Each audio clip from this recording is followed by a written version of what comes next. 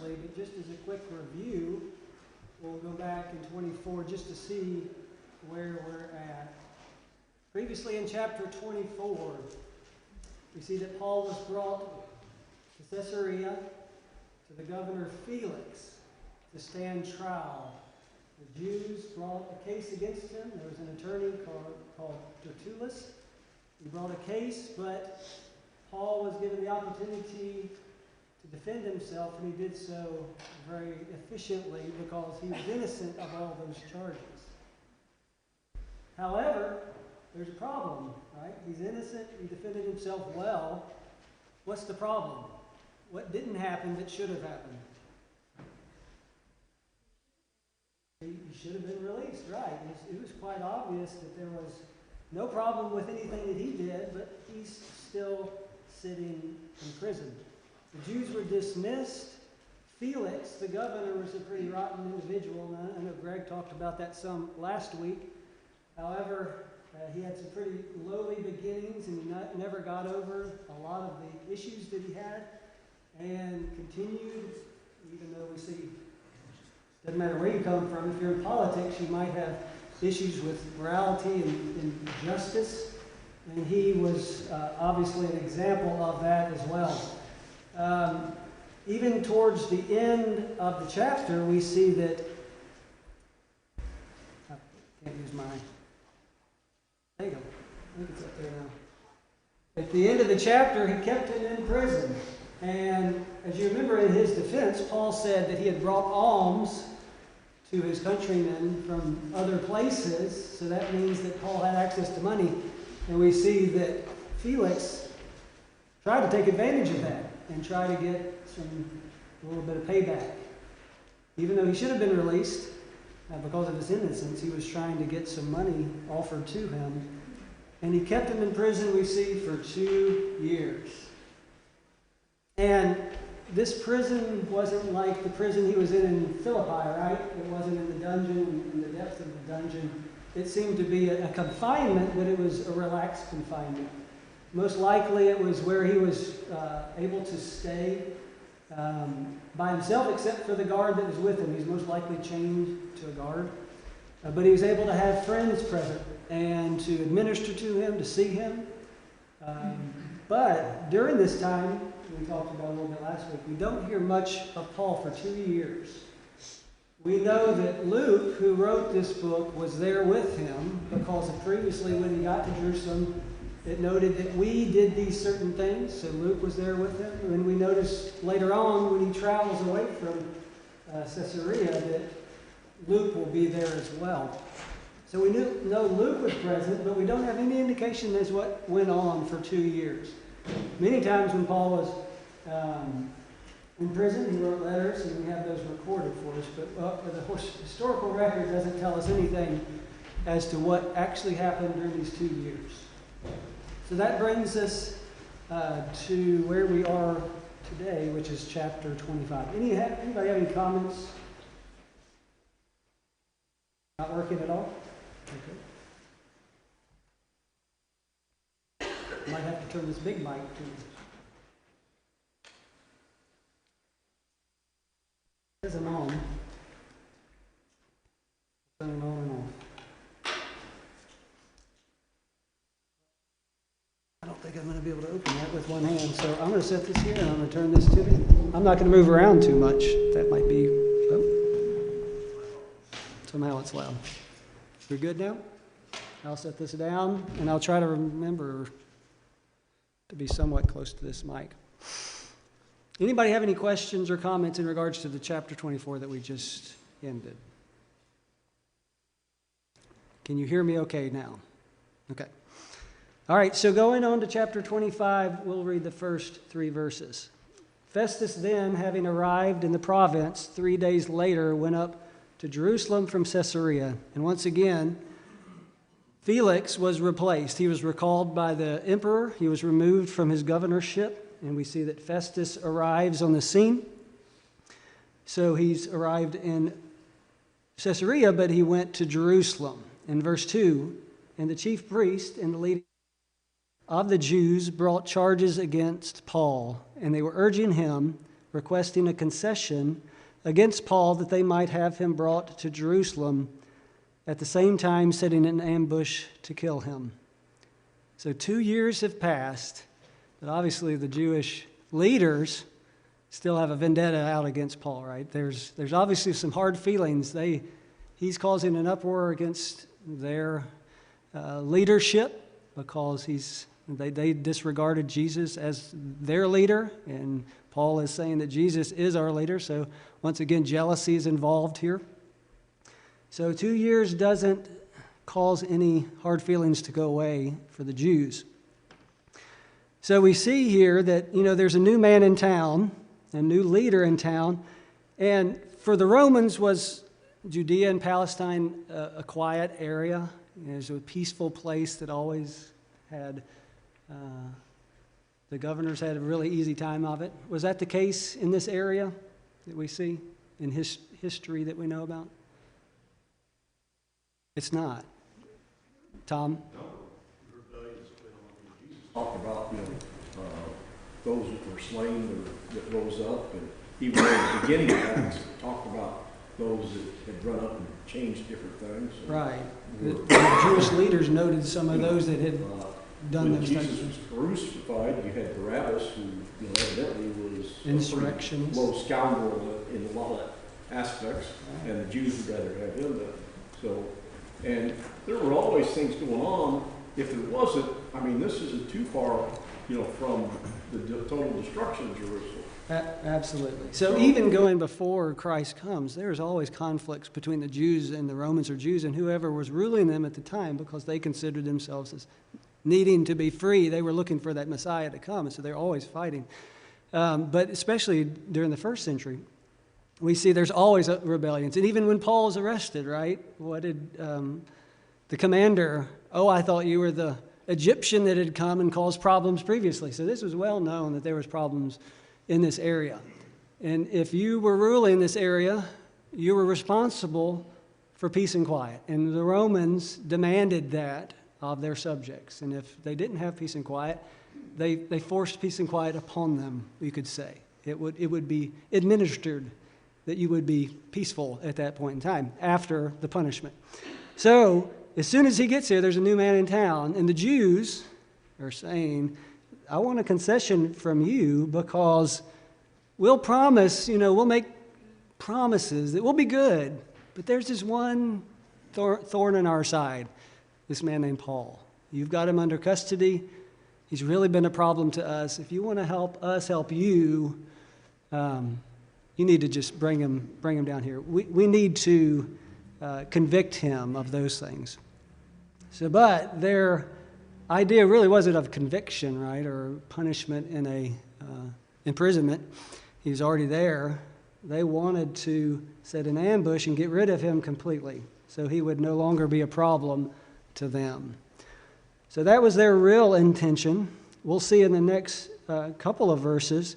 In verse 4 and 5, Festus then answered that Paul was being kept in custody. Felix had obviously told him the situation at Caesarea, and that he himself was about to leave shortly. Therefore, he says, let the influential men among you go there with me, and if there is anything wrong about the man, let them prosecute him. So we see at least something positive about this ruler, right? He's not going to just automatically convict the man of anything wrongdoing.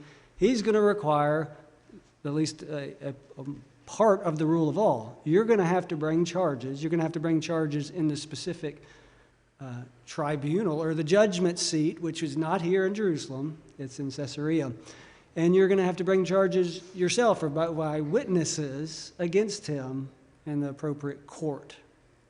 And so he didn't allow this to occur here in Jerusalem. He didn't allow an immediate guilty sentence. He says, if you want to convict this man, you're going to come with me, and you're going to go through the proper channels. We at least get off on the right foot with Festus. At least that's what it seems like. So, anyone have any comments or questions about verses 1 to 5? Monty. It's always been amazing to me that these people, they wanted to kill him. Can you bring him to Jerusalem? They didn't tell him that, but we're gonna kill him on the road. They'd already 2 years earlier had that plot, they was gonna do that. These are supposed to be religious leaders, morally upstanding people. But here they ain't got a problem with killing somebody. I mean, to kill Paul, they would have also had to attack the Roman soldiers that was escorting, so they're probably gonna have to kill some. They don't have a problem with killing people and murdering people out of hand. I mean, it's just like when they put Jesus on trial. They didn't mind bringing false accusations against him. I mean, these people lie, cheat, steal, and murder in a heartbeat to advance their own cause. They really, even though they were supposed to be religious leaders, they didn't have any moral value or character to them at all. Absolutely.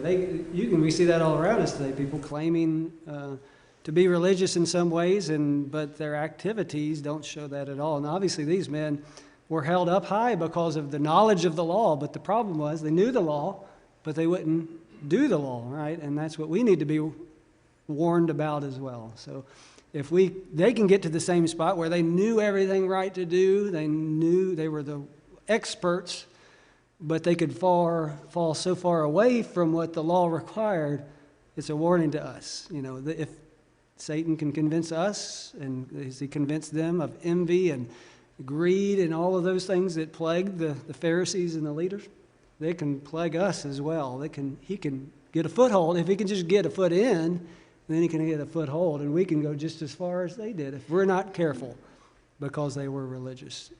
Absolutely. Very good comment. Anything else before we move on? Okay, so we see that he's inviting them to come up to Caesarea, so he stays there for a little bit longer. We'll read verses 6 through 8. After he had spent not more than 8 or 10 days among them, he went down to Caesarea, and on the next day he took his seat on the tribunal and ordered Paul to be brought. After Paul arrived, the Jews who had come down from Jerusalem stood around him, bringing many and serious charges against him, which they could not prove. While Paul said in his own defense, "I have committed no offense either against the law of the Jews or against the temple or against Caesar." So we see here that there was a progression made from Jerusalem. It says he went down to Caesarea. Jerusalem was a high elevation in the mountains. Came down to the seacoast in Caesarea. And he ordered Paul to be brought out. So the Jews did come, and they made a case, right? They made the same case as they did initially. And the same case failed the second time as it did the first time because it had no leg to stand on from a rule of law perspective. And Paul, in his own defense, says, over and over again, he's going to do it again next chapter too. I've committed no offense against the law, the Jews, or against the temple, or against Caesar. So, as you remember, what were the accusations in the last chapter against Paul that they brought? Defiled the temple, right, which was a lie. And he had even back then said, those men, which were Jews not from Jerusalem, but from Ephesus area, were there. They are the ones who condemned him of that, but that was untrue as well. So it was desecrating the temple by bringing a Gentile into the temple. It says against the law, so their other accusation was he goes everywhere preaching against the law, right? He's telling people to teach against Moses and the law. But that was obviously untrue. What did Jesus come to do for the law? Not to disregard, well, you could say disregard it. Not to say it was of no use, but what did he ultimately do for the law or to the law? He fulfilled the law, right? And that's not what they were getting. They didn't like to hear it, so he's teaching against the law, their law, the law unto themselves that they make up, the doctrines of men, but not according to the law that God had provided. He truly fulfilled that law. So he didn't break that, or he didn't fall into that category either. Or against the temple, so that was the one that we just talked about a moment ago, or against Caesar. And so also you remember what does not Caesar like? Riots and those kind of things. And that's what they were accusing him. He's causing a stir. Remember, he's a pest. He's like a fly that won't go away. He's causing all these people to get aggravated. And This is going to be your problem. It's our problem now, but it's going to be your problem, Governor and Caesar. But there was no proof to any of it, as noted in verse 7. Yes, Tina.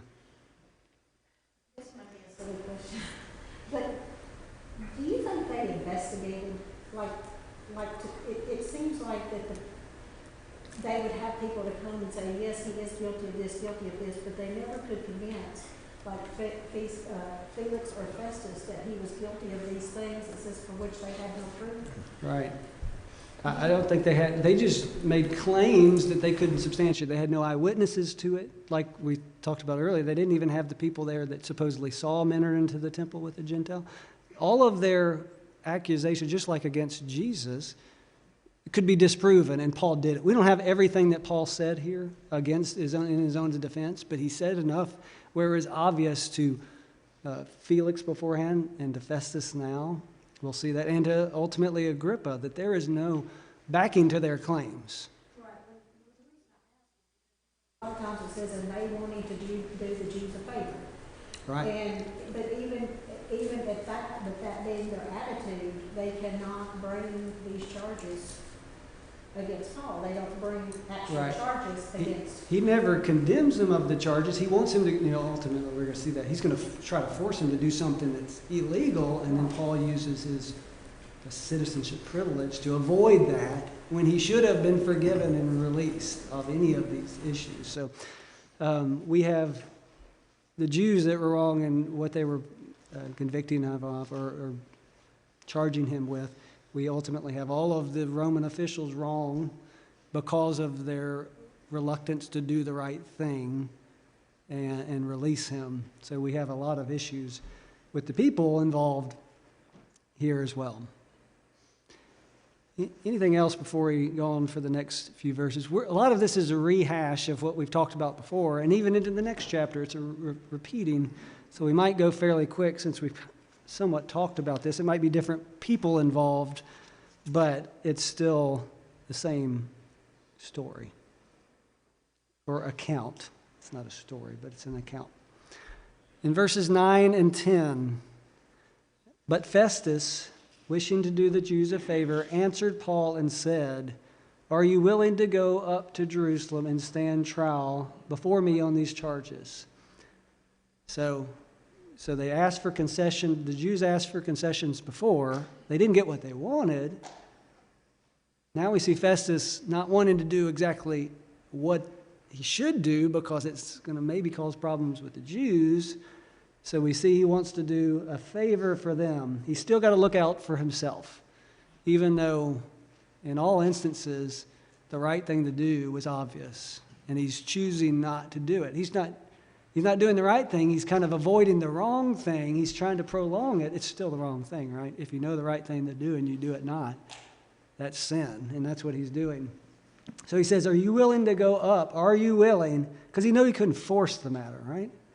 He couldn't force him to do it. And because he couldn't force him because of what he said, Paul says in verse 10. But Paul said, "I am standing before Caesar's tribunal." I think I forgot to write down what other versions say here. Actually, I might have written it down in my notes. Judgment seat, right? "And where I ought to be tried. I have done no wrong to the Jews, as you also very well know."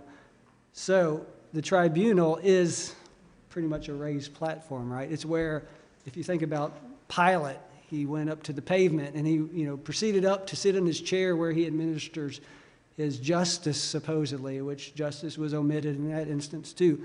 This is Caesar's tribunal, so the person who sits in the chair on that pedestal represents the rule of Roman law. It represents Caesar, who is the leader of Rome at this point in time. He says, "I'm in the right place, standing in front of the right person, and you know what you should do," right? He's putting it out in front of him. You know what you should do. I'm in the right place. I've already done what I needed to do. You very well know what to do. Problem is, a lot of times we very well know what to do, and it's presented to us, but we don't do it, right? We can be told over and over again what the right thing to do is, and it's proven to us. People can show it to us. But because of our hard-heartedness, we choose not to do that which is right. We've got to be, this is a story for us to look at. It's a story for me to look at. If I know the right thing to do, why aren't I doing it tonight? So we go on to verse 11. So he brought it to his attention. You know what you should do. And he says in verse 11, if I am a wrongdoer and have committed anything worthy of death, I don't refuse to die. Paul never was willing to try to get out of the situation he's in an illegal manner. If he's done something wrong, he stands up for it, right? He doesn't stand up for it. He says so. He admits it. And he says, if you can prove to me in any way that I'm deserving of death, show it to me. And I'm willing to fulfill the requirement of the law. Let me have it. But if none of these things are true, you can't hand me over. You can't do that. It's not your right to do that. So, with all other routes come to a dead end, he does it the final thing that he could do to get out of the situation. And so he appeals to Caesar. And then Festus has a problem, right? He went and he talked to the people, his associates, his confidants, his administrators, and he says, okay, he's requested this of me. Is there a way out? Right? Is there anything I can do? And obviously the answer was no, right? He says, you have appealed to Caesar, and to Caesar you shall go.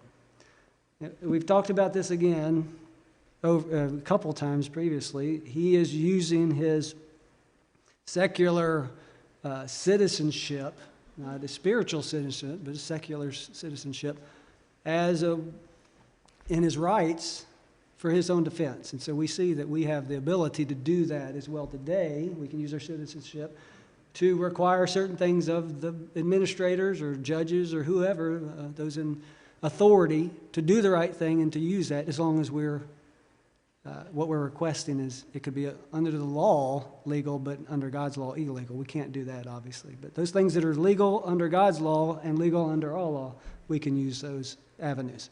Yes, Monty? I think it's interesting here, as we look at this, Paul's really being very bold in what he's doing, because at the end of verse 10, he says, as you well know, he's pointing out to him, you know what the right thing, you know I haven't done anything, they haven't proved any charges. And in these verses, he said, if I'm a wrongdoer, I'm not objecting to dying, but I haven't done anything, because they can't prove any of these things. And then he goes in and he appeals to Caesar. So, I mean, he's very bold, and you wonder, you're in a bunch of trouble, and I mean, really and truly, Festus could have probably just condemned him to death right there. He had the authority to do it. But Paul, I think he can be bold because in a few chapters earlier here, we've studied where God has done told him, you're going to Rome. And you're going to go to Rome, and you're going to testify before kings there. And so Paul knows where he's going to wind up. He don't necessarily know how he's going to get there, but he can be bold because he trusts in the promises of God. And we can be the same way. God's made us certain promises and told us if we'll be faithful to death, we'll go to heaven. And so when we're defending the cause of Christ, we need to be bold because God's made promises to us. And we don't know what's going to be between here for us and heaven, but we know that if we'll be faithful, we can have it. So we can be bold in our faithfulness just like Paul was in his. Absolutely. And you see, what happened to Jesus could have happened to Paul, right? Same thing was happening to Jesus. He was innocent, completely innocent. The governor knew his innocence. But he was bold enough to stand up and say that. You don't have any right to do this. And guess what happened to Jesus? He died. But guess what? God kept his promises and he raised him from the dead. And just like Monty says, if we can be bold, just like Paul was bold, even if it had done, maybe the promise hadn't been to Paul that he would go stand before the rulers and the kings, I don't know that he would do much different than he is doing right now. It's my right to do this. It's your right. It's your, you should be doing the right thing. This is your job to do this. And if he was persecuted and killed for it, what's the worst that could come of it, right? He could go and be with God and Jesus in heaven. So And we could do the same thing. And going into the Revelation in the first 3 chapters, there's a couple of places that were really hard issues. And God told them to do certain things, right? And they're going to suffer. Smyrna was going to suffer. But guess what? If you do the right thing, and it's hard and bad things come, and ultimately you might die, but you're going to get a reward that's much better. So we can be bold. Tom, did you have a comment? Paul from here, Festus has been up there in Jerusalem for a good amount of time, 8 to 10 days. I don't just see these Jews going, approaching him one time. Leaving them alone, right? So they go down there with him and make a case for it. And so Festus is sort of, oh, okay, I'll just talk to Paul, see if he'll go up there with you. I probably won't see Paul very much, but I'm going to see these leaders a lot, right? So basically, he gives Paul that choice. Just go, you'll go up there.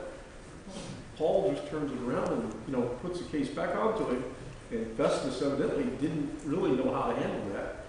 So he went and talked to his council. Right. And in talking to his council, they told him, you're stuck. Well, they basically went through and told him the law. Says, right. If you send Paul up there, and he's a Roman citizen, and something right. happens to him, you're responsible for it. Yeah, that's absolutely right. So then Festus has the opportunity to come back and say, well, okay, that's not going to, you can go free. And then he would have done that. But if he let him go free, then he's got all this turmoil from these Jews. Yeah. So he says, okay, I'll just send you to Caesar. And later on, Agrippa's going to say, if he hadn't appealed to Caesar, he could have gone free. He could have gone free a lot sooner than that. No, there's no indication that he would ever have gone free. But Paul also knew the problems that maybe Festus was willfully blind to, right? The dangers that Paul was in. Paul had already, we maybe spoke about that earlier. When he was in Jerusalem, he had there was an assassination attempt even there, and that his nephew, sister's son, went and spoke to him, and he got word to the commander, and the commander got him away from there, right? He knew there was a death warrant out for him. Festus should have known the same issues, but he was, I think, somewhat willfully blind and willing to go along to serve himself, and that's what it ultimately was. Any other comments?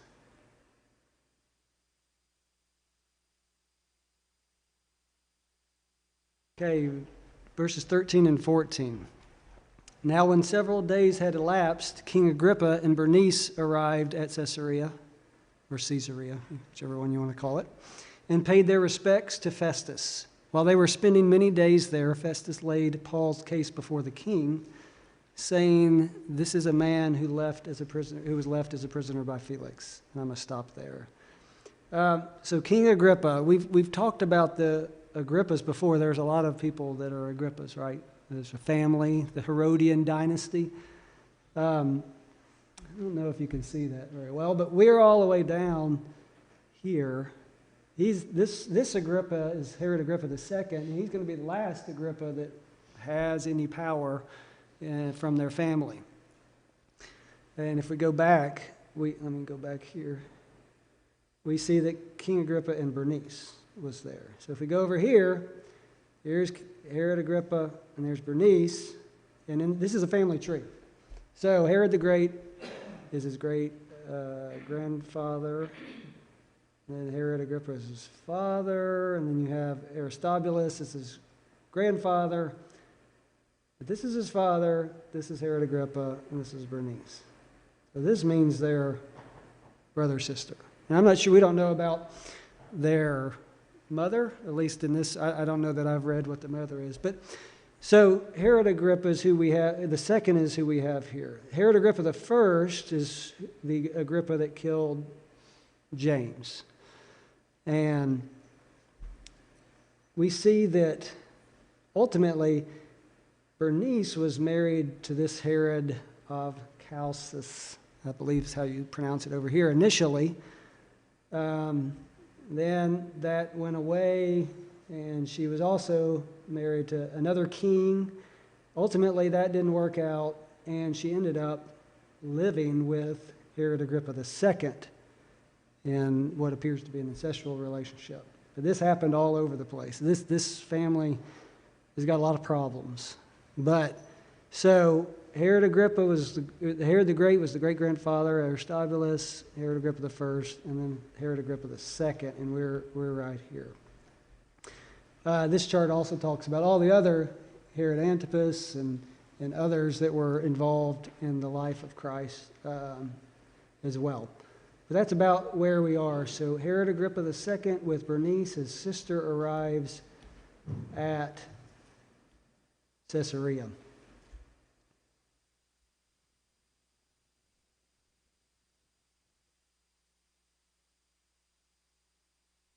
And so he started to tell the problem that he has. He says, you're here, so let me talk to you about my problem. He says, and when I was at Jerusalem, in verse 15, the chief priests and the elders of the Jews brought charges against Paul, asking for a sentence of condemnation against him. I answered them and said, it is not the custom of the Romans. So he says, we don't do this type of thing, right? It's not the custom of the Romans just to hand anybody over and let rogue justice be made. But you have to meet your accusers face to face and have an opportunity to make a defense. So he's trying to make it sound good. And maybe initially that's what happened, right? He made him come up and he made him bring the case. But now he's in a quandary because he's got a problem he can't fix. And so he makes himself sound like he's doing a pretty good job, right?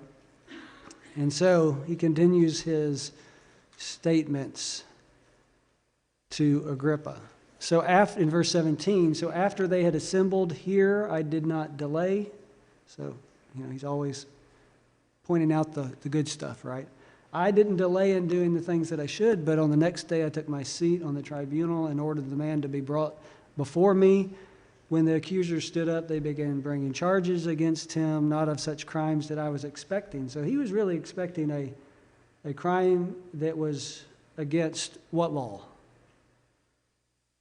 What was he expecting? Roman law, right? That's the judge. He is the judge of Roman law. But it's not what was brought before him. They just had some points of disagreement, and that's what he sees. He says they don't agree about religion. And then there's this other thing about a dead man, Jesus, who Paul considered to be or asserted to be alive. It's like, it's not what I thought I was getting into. I was expecting to be able to take law and apply it to the situation, but then it all fell apart because it didn't make any sense to me. It's about religion and about a man being raised from the dead. So I've got some problems. We go on in verse 20 and 22. Being at a loss on how to investigate such matters, I asked whether he was willing to go to Jerusalem. So this is, I think, the excuse. He's saying, if I could just get to Jerusalem, maybe I could figure things out a little bit better. But that wasn't obviously the right thing to do. He doesn't have to force Paul to go there to figure things out. He could say, well, I need to go and investigate some matters or send somebody to investigate it. Or as Felix said, if I'll wait for the commander to come and tell me the things that actually went on, maybe I could understand things a little bit better. But we see that in verse 21. But when Paul appealed to be held in custody for the emperor's decision, I ordered him to be kept in custody until I could send him to Caesar. And Agrippa said to Festus, I also would like to hear the man myself. Tomorrow, he says, you shall hear him. So Agrippa was, the Herods had been ruling in these areas for many years. I think all the way back, initially, before Herod the Great, his father Antipater was an Idumean. And an Idumean is a descendant of Edom, really, and the Edomites. And that he had gotten into the good graces of the Romans. And so when Rome established themselves, he was put on a place of authority in that region. And since that time, they had always been good to Rome, faithful to Rome, but also some of them had converted to Judaism. They're actually relatives of the Jews, right? If they're truly Edomites, they were descendants from the same father, right? And as we see later on, when Paul brings his defense to Agrippa, he's saying, you know the custom of the Jews. Because, first of all, he rules that area, and ultimately, even Herod Agrippa II was given the right by Rome to appoint high priests. So they were actively involved in the Jewish religion, and they should know such matters, and they would be very close to understanding these things. And so it's a blessing, as you could say, to Festus that Agrippa came, because maybe he can shed some light on this subject and help me deliver the note to Caesar as to why he's coming. And so he desires to hear him, and we have instances in the past where the Herods want to see and learn about these types of things. We notice that when Jesus was in prison or under arrest, that Herod, I forgot which one, Antipas, I think it was, the one he was requested to speak with, but when he didn't perform a sign, he was unwilling to, he mocked him and then left. So they like to hear these types of things. They like to understand what's going on with the Jews, first of all, because they're ruling them, but also because I think it sparks their interest. And so we asked to hear him. I've talked a lot recently. Anybody have any comments or questions about what? Wade? I think Herod was actually raised as a Jew. I think he was probably a convert. Yeah. To his family.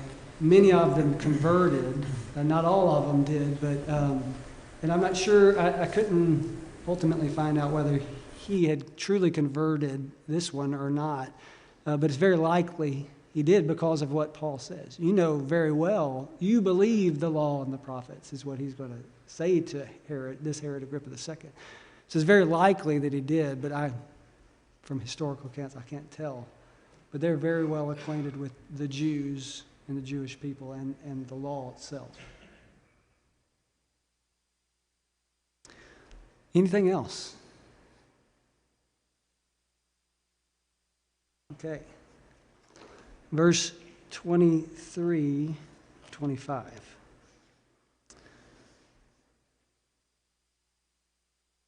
So on the next day, when Agrippa came together with Bernice amid great pomp and entered the auditorium accompanied by the commanders and prominent men of the city, and at the command of Festus, Paul was brought in. So,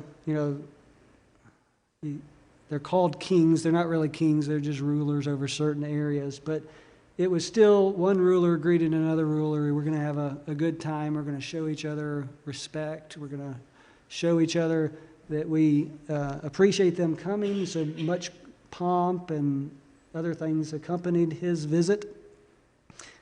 Commanders and prominent men of the city were invited at the command of Festus, and Paul was brought in. So, it's amazing. Paul's, and it's been promised to the apostles, and he was one of the apostles, that they're going to be in front of a lot of people, and even people in great rank in a earthly standpoint. And pretty much every time he has an opportunity, what does Paul do in this situation? Anytime Paul... Faith in Jesus and about salvation that's about him. Right. He doesn't ever seem like he misses an opportunity. I mean, if he can figure out a way to talk to somebody, he's going to talk to them. Yeah, and if we were sitting in his circumstance, we would be thinking of possibly every way out of the scenario. What can I say to make somebody listen? Somebody listen to my innocence and just get me off the hook. But he's not that way. Every opportunity, he's not thinking of himself or what he could do to help himself, as Festus is, or try to get himself out of a bad situation. He's always thinking of what he can do for the furtherment of the gospel. And it's a good attitude to have, right?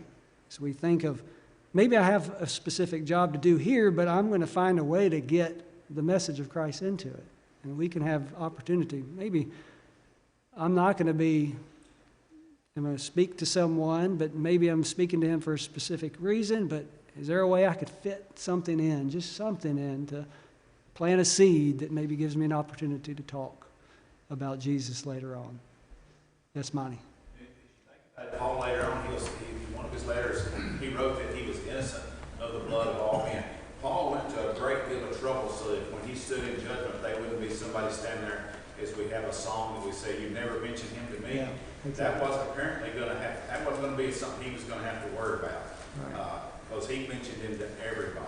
Right. And even people who he knew they were going to cause problems. So, anywhere he went, the Jews were very likely, the majority of them, going to cause problems. He knew it. He knew it because of history. But what did he do? He loved his brethren. He was going to do it anyway. He knew hardships were going to come. Guess what? They needed to know about Jesus and about the gospel, and he was going to deal with it.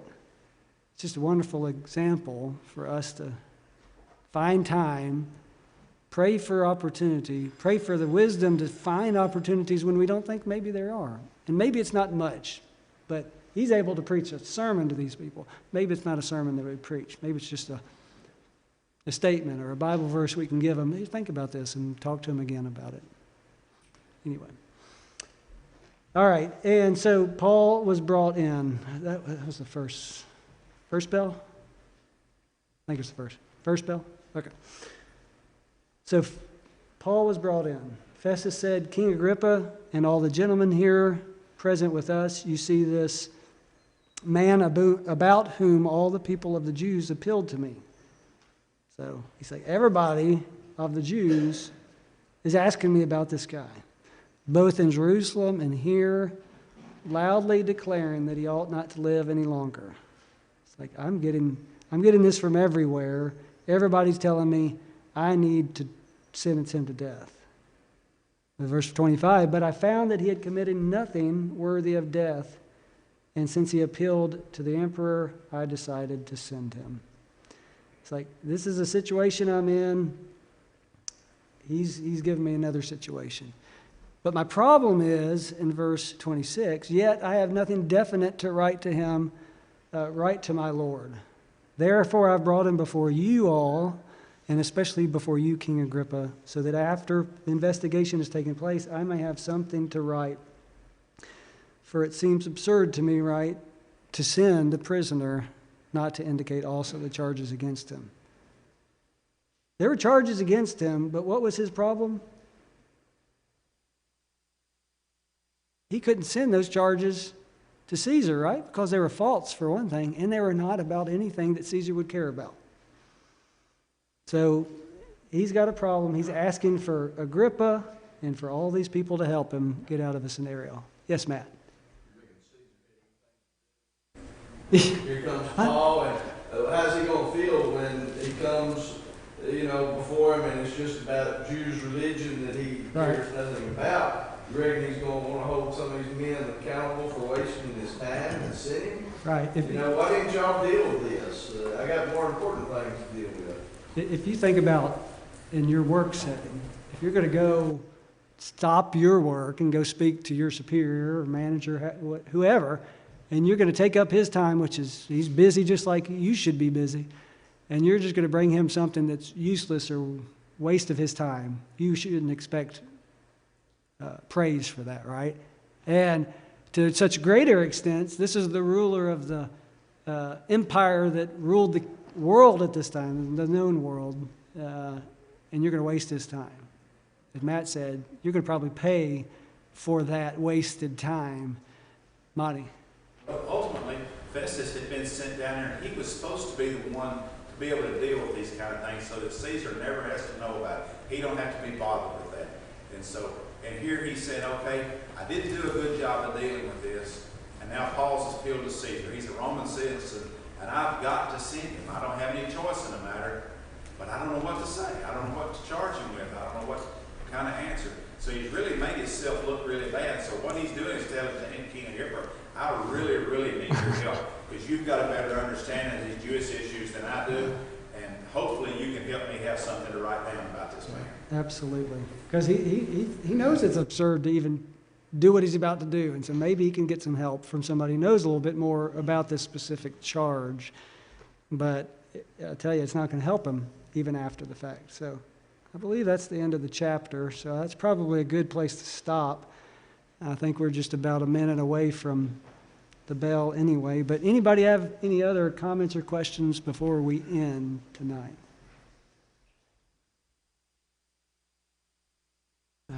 If not, thank you so much for your time.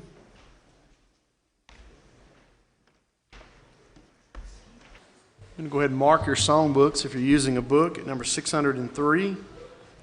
603, Burdens Are Lifted at Calvary. 603. We'll be using that as a song of encouragement after the invitation here in just a moment. The song we're going to sing tonight is our new song for the next 2 months, Just for Today. 187 in our E-Choice.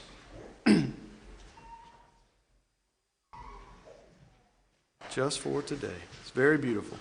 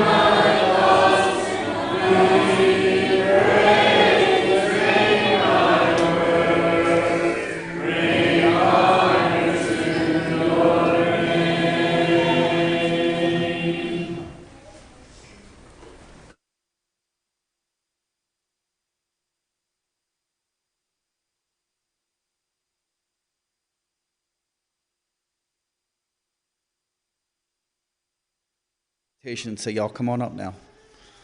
It's going to be a little longer than that. Go ahead and turn to Luke chapter 22. Yes, Luke chapter 22. Got a couple of comments, some things to say. So every day we go about our days making choices. We constantly make choices every single day. For me, first thing is, what am I going to wear if I haven't ironed my clothes for the next business day? Which route am I going to take to go to Nashville, driving into work? There's choices we make from the time that we wake up.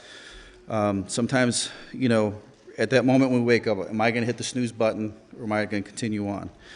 We make choices throughout our day, and then there's choices that we make that we really don't give a whole lot of thought to. Is this choice going to, be something good for me? Is this going to increase my commitment to Christ? Is this going to make me a better husband? Is this going to make me a better father, a better Christian? Am I going to be brought closer based upon that choice that we make. Christ made a choice.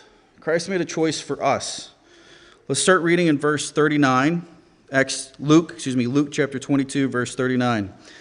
And he came out and proceeded, as was his custom, to the Mount of Olives, and the disciples also followed him. When he arrived at the place, he said to them, "Pray that you may not enter into temptation." And he withdrew from them about a stone's throw, and he knelt down and began to pray, saying, "Father, if you are willing, remove this cup from me. Yet not my will, but yours be done." Now an angel from heaven appeared to him, strengthening him. And he began in agony. He was praying very fervently, and his sweat became like drops of blood falling down upon the ground. When he arose from prayer, he came to the disciples and found them sleeping for tomorrow. And he said to them, "Why are you sleeping? Get up and pray, that you may not enter in temptation." What choices are we making to ensure that we're not going into that temptation? What choices are we making to ensure that, hey, the actions I'm choosing are going to bring me closer to God? The people that I decide to associate with, the people that I consider to be, quote unquote, my friends, those people are the ones that are going to help bring me closer to God. What sacrifices have we made? Christ knew exactly what he was going into. He was stricken with so much agony and concern. He was sweating blood. And yet, still, he made it very clear. He asked if this cup could pass from me. He asked if it could be done, but yet he said at the very end, "Not my will, your will." So the question is, have you made the commitment to God to do his will, to follow his commandments? Have you obeyed the gospel? If not, tonight's an opportunity to do so. Also, if you have already done so, and yet you've made poor choices recently and you wish to repent for those choices, now's the opportunity to come and do so.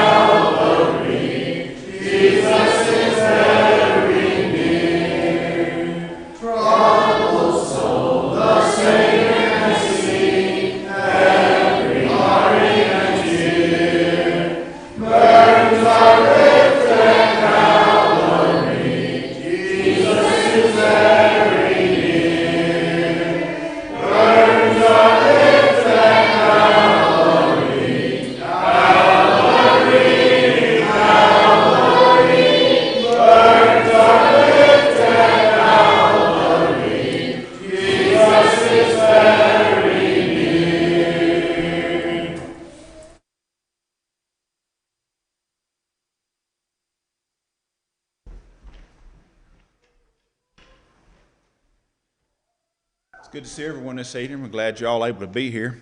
Let's remember the people that are on our sick list and pray for them and check on them and see if there's anything we need to do for them. Have an announcement to make. We have this quarter that we're in now is about a month left of it, 4 weeks left. James is going to be putting a sign-up sheet for the teachers down the hall, I believe, this Sunday. So be thinking about if you'd be able to teach next quarter and help out with that work.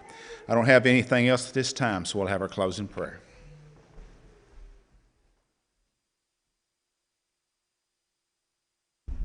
Please bow with me. Dear Heavenly Father, please help the ones who have lost loved ones, dear Lord. Please help the ones who are traveling and thank you for giving us your word and letting us come here and study it with you, dear Lord. And please help the ones who are sick and the ones who are spiritual sick, dear Lord. Please help the ones who are lost in sin. And thank you for giving us this choice to come here. And please let us all get home safely, dear Lord. And please help us get elders and to know what's right in your sight, dear Lord. In Christ's name, amen.